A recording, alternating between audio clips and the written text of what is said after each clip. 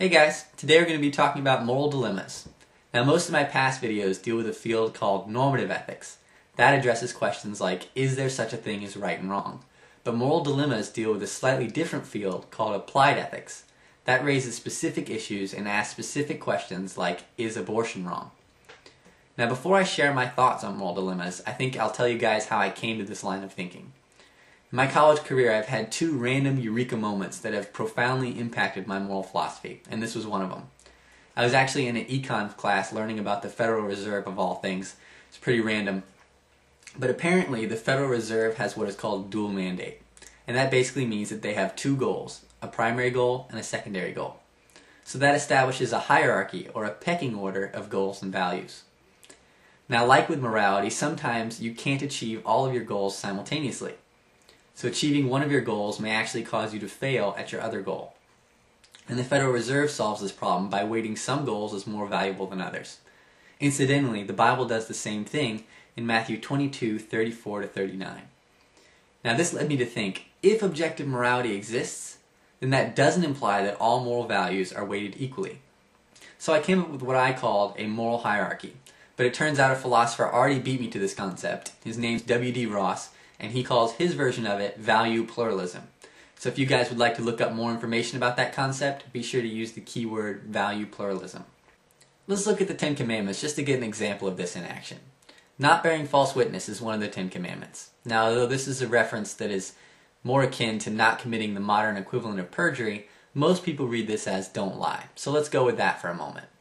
So we can come across passages where Jesus says that we should love our neighbor as ourselves, and we can also come across commandments which say don't lie. So what do we do in a moral dilemma like this one? Imagine that you're in Nazi Germany and that you're protecting Jews by hiding them in your basement. And now a Nazi soldier comes to your door, knocks on it, and says, "Are you hiding Jews in your basement?"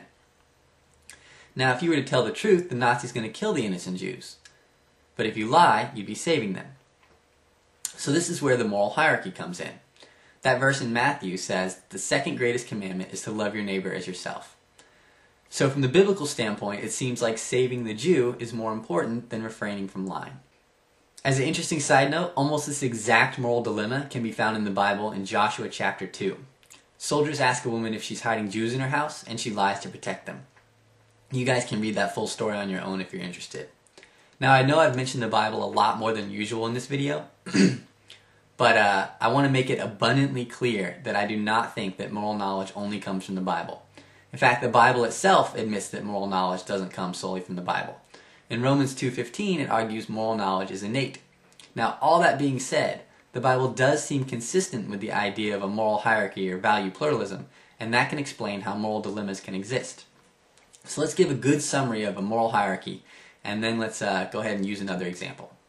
As W.D. Ross would argue, some moral values are self-evident, like don't lie, don't steal, don't murder, don't break your promises, etc.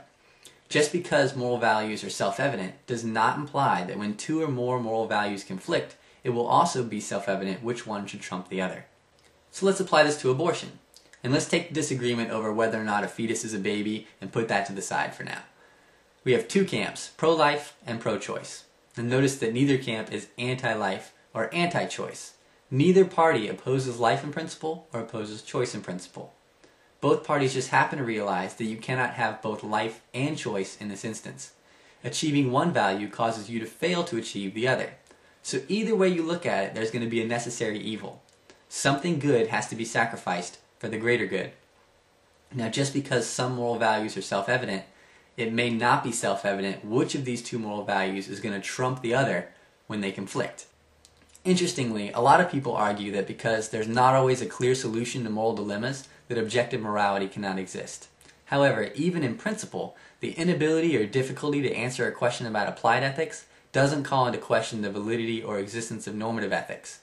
In fact, in order for a moral dilemma to exist, there must be two or more objective moral values which conflict. So rather than being an argument against objective morality, the existence of moral dilemmas is actually reason to think that objective morality is true. You guys can click here if you want to see the previous episode. The next episode is going to be about the other moral epiphany I had. If you guys want this video to be seen or critiqued by more people, then be sure to click the like button. And as always, test everything, hold on to the good.